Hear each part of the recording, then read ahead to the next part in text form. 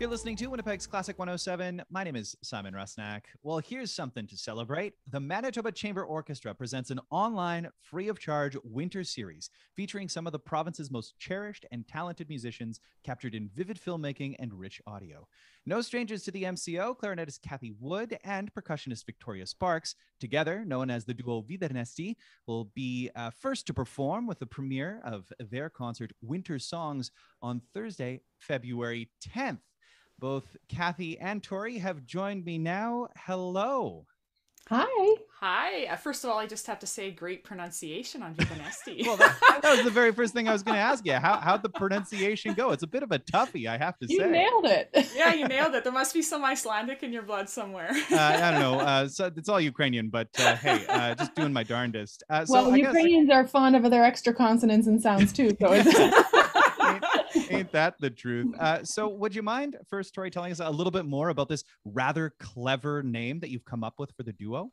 Yeah, Cathy and I met because, we were working together, but when you get to chit-chatting, of course, in Manitoba, you start talking about your family and where your families are from. And when we discovered that we were both Icelandic, we kind of thought, well, of course, we are probably cousins and we probably should figure out how we're related, but we should definitely work together. So we started thinking about ways to collaborate. And then we both kind of were lamenting the fact that it was our mothers who are Icelandic. And so neither of us have an Icelandic last name. And so when we were coming up with the name for our duo, we took our last names and translated them into Icelandic. So we've got Viđarneisti as a wood spark. So Cathy Wood and Victoria Sparks, because we also love a good pun. Yeah, I was going to say, it is very punny. It's very clever and a wonderful compound word that you've come up with. But it also reflects not only your names, but also your sort of musical identity, right? Yeah, we also thought that just like when you light a match, sort of the spark, wood spark, we're doing a lot of commissioning, and it's sort of a newer genre, clarinet and marimba. And definitely when you have the Icelandic spin on it, it's very niche. And so we liked that it played into that as well. So Cathy, would you mind telling us a little bit more about how you first came to pair clarinet and percussion together? What first brought you together to perform? I mean, I think it's about the people a lot of times. So, there's people you want to play with, and Tori and I really wanted to work together, and those are the instruments we play. So then we work around that and arrange pieces and commission pieces so that we can play together. Like you just sort of alluded to, I can't say I've really heard a lot of clarinet marimba duos, that's for sure. Was that sort of a motivation too, Tori, like to explore this new sound world created by two very different instruments? Absolutely, to get a chance to see what was possible. And then also, like Cathy said, we really like to work with people, in each other, but also with composers. And with commissioning and working with with living composers, we get to talk to them and we get to ask questions and they get to ask us questions and say, okay, well, I'm looking for a sound like this. What can you do that makes that sound?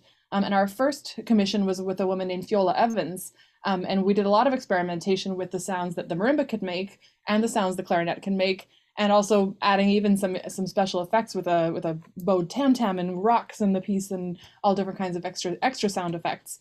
And so getting to experiment with the composer is also a way to get to know them and work in new ways and experiment with the sounds that we have.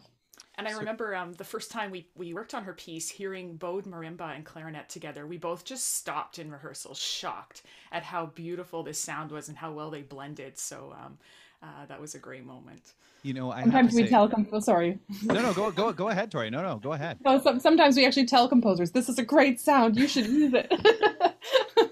Yeah, well, I mean, you are really breaking new trail that way. And I have to say, it is a very striking result. And it makes you sit up and pay attention to hear something new that you haven't before. And back on January 30th, we have a program on Classic 107 called MCO at Home that highlights Manitoba Chamber Orchestra works and recordings. And they were kind enough to share your performance ahead of the online premiere. And one of the things that you talked about, and you've sort of addressed it here already, is that idea of the deficit in the music for your two instruments, and then how you can get around that deficit, right? By either rearranging music or commissioning new works, like those of Fiola Evans, as you mentioned. The first work on the program is music of Sid Rabinovich, a familiar name here in Manitoba. Can you tell us more about what it was like taking this music that was originally for clarinet and piano, right? And then moving over to the marimba? Yeah, doing those kinds of adaptations are something that's actually pretty common in marimba. The marimba, as it exists right now, a 5-octave marimba is the standard concert size marimba. Well, the first one was invented in 1980. Hmm. So it's kind of a baby in the musical world, that size. Marimbas existed for maybe 30 or 40 years in a kind of a concert style, in a 4-octave version and a 4.5-octave version since maybe the 30s, even maybe probably at the turn of the century. But yeah, so the size has gotten bigger. But anyway, we definitely adapt other music. We play things that were written for guitar, things that were written for piano. We play Bach on the marimba. We get to kind of steal from all the different literature. And so it's not at all uncomfortable for us to do that. So when Cathy and I were looking for pieces, we definitely said, well, let's look at things that have a clarinet and then see what can be done from there. So we've played things that were originally for guitar or piano, and I've adapted those parts for the marimba. And then the other option, of course, is to commission. And you already mentioned the Toronto-based composer Fiola Evans, and then also on the program, some Manitobans, Kenley Christopherson and Chris Byman, all bringing very different things to the table, but all very personal works, aren't they, Cathy? I mean, exploring identity and family and loss. Yeah, and we have connections to them too, just in the musical world. Chris was a former student of mine, and Kenley, we've worked together a lot. And actually, he did his grad work at BU, so there's those personal connections as well. What does that add to the music that you're playing? I mean, obviously, you're commissioning these composers, and all of this music is personal. But when you have that tight connection, it's got to make it even more special.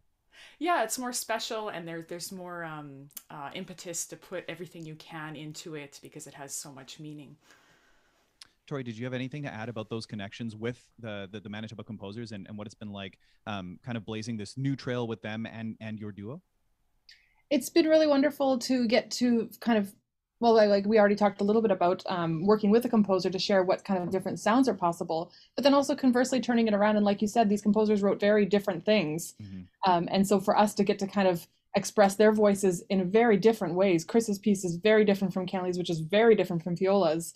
And of course Sid's too, which is another adaptation. But so to get to express all these different voices through this one unique instrument combination, we get to kind of do a lot of eclectic different things, which is really engaging for us and also gives us a chance to kind of explore a lot of different ideas. Chris's piece is especially meaningful because it was written for, Chris is a former student of Cathy's, and it was written for a former student of mine who lost tragically at the beginning of 2020. And so that was a really meaningful thing to have a piece written for us to deal with that relationship. And Cathy and I have a strong friendship, and these students had a strong friendship, and to kind of mix all that together, it's quite emotional and beautiful.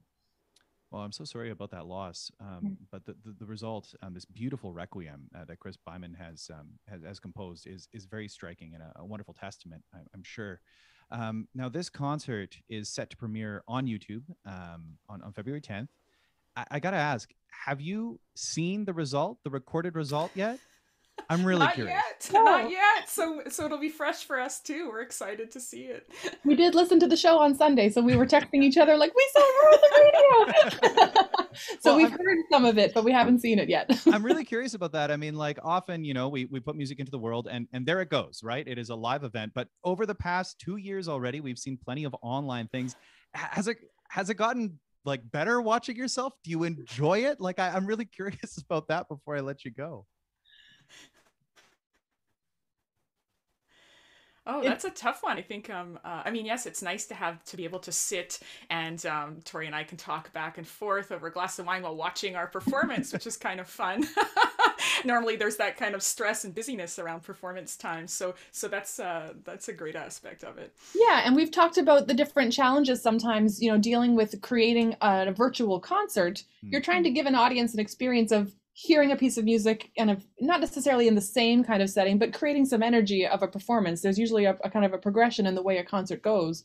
But when you do a video and you do a recording, you do it all separately in bits and pieces over the course of a long period of time. And you get to have another crack at it, which is really nice. Sometimes like, oh, you make a big mistake. You're like, oh, we're going to have to take that one again, guys. And, we get to kind of get more than one try, which is really nice. But it's trying to figure out how to do your best work in the recording and also trying to figure out how to create that energy so that the audience feels the progression of the show has been an interesting thing, trying to almost keep a foot in both worlds. So we've been having fun even just talking about that and noticing how that feels along the way. Well, how cool. And I'm sure that the result is going to be absolutely wonderful. I mean, recorded by Ivan Hughes, the filmmaker and sound engineer Dan Donahue, and producer Boyd McKenzie. Cathy, Tori, thanks so much for taking the time to chat with me at Classic 107 today about Viđarneisti. Thanks for having us. Thanks for having us.